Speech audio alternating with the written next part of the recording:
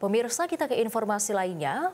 Puluhan anggota Polres Pelabuhan Belawan bersenjata lengkap Minggu malam membubarkan dan menangkap sejumlah provokator pemicu antar geng yang terlibat tawuran. Puluhan anggota kepolisian bersenjata lengkap yang membubarkan paksa dua kelompok pemuda antar geng terlibat tawuran terjadi di kawasan Jalan Slebes, Kecamatan Medan Belawan, Sumatera Utara. Saat membubarkan kedua kelompok, petugas sempat diwarnai adu mulut dengan warga yang telah resah terhadap salah satu geng yang selalu memancing keributan dengan melempar batu hingga petasan ke arah geng lain.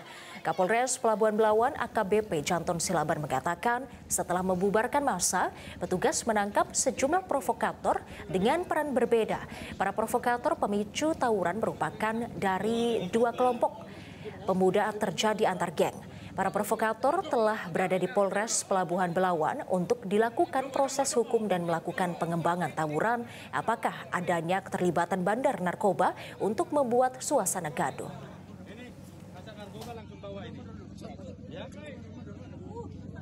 Kemudian setelah bubar, kami melakukan penyelidikan, menganalisa apa penyebab dari tawuran tersebut.